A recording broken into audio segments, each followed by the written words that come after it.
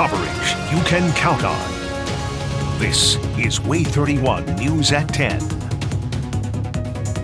All quiet for now, but rain and storms back this weekend. I'll track out the wet weather. We'll talk about the possibility of seeing severe weather as well coming up in your forecast. A new report just out breaking down crime stats for the city of Huntsville. Is the Rocket City more or less safe? And a woman who stepped in to help save a life during an officer-involved shooting in Florence could have lost her own. She explains the terrifying ordeal.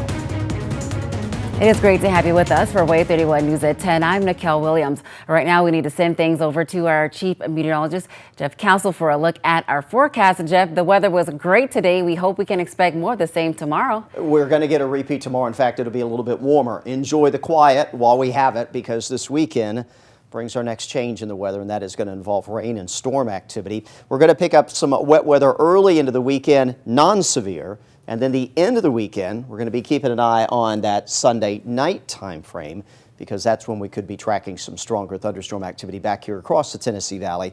And I'll have the newest information on that on the way in your forecast in just a few minutes. Right now, though, no weather worries. Clean sweep, Way 31 triple Doppler.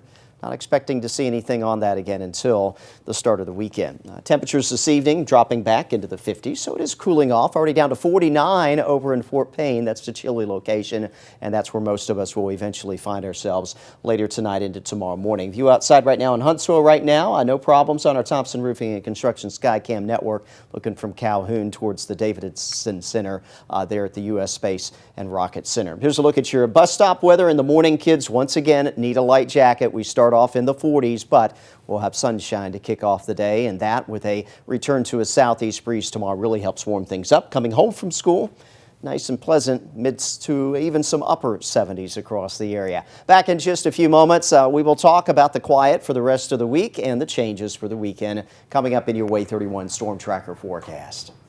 Jeff, thank you. A suspect is now locked up connected to a deadly shooting Monday night. Huntsville police arrested and charged Marvin Kendall with murder. Huntsville police say the Gulf Coast Regional Task Force found Kendall, and Kendall was taken to the Huntsville Police Department's Criminal Investigation Division for questioning. And tonight on Way 31, a first look at the latest crime statistics for the Huntsville Police Department.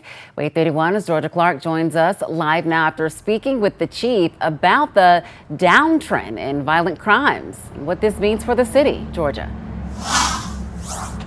Well, Chief of Police Kirk Giles says that the city of Huntsville saw a nearly 39% drop in violent crimes from 2019 to 2024. And while he's happy to have these stats, their work in Huntsville isn't finished. We're not going to sit back and say, look what we did. We're going to continue to work on keeping these numbers down. Chief Giles says the almost 39% drop in violent crime from 2019 to 2024 and the 3% drop in overall crime from 2023 to 2024 is somewhat surprising, considering the growth the city has seen in those 5 years. Based off numbers from World Population Review, Huntsville saw its population grow 14% between 2019 and 2024.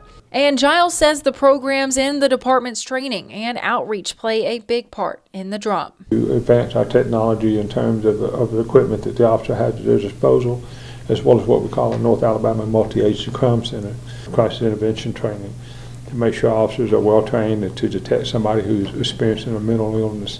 But he also says these numbers don't start and stop with the officers of HPD. They depend on the community, too. The buy-in in the community, the fact that there's so many people here, not only from Huntsville, but from other places as well, that want to make this. They come back here to choose to make this place their home. So they have a vested interest in making sure that they help us with this.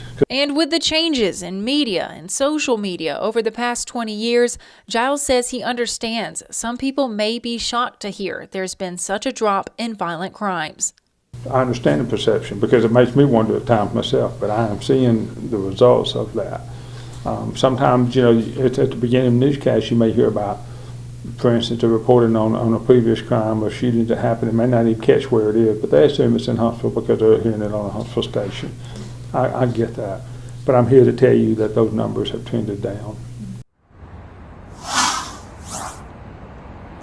Well, the chief of police is encouraging everyone in Huntsville to say something if they see something in town, because reporting something suspicious could stop a violent crime later down the road. Reporting live in Huntsville with coverage you can count on, Georgia Clark, WAAY 31 News.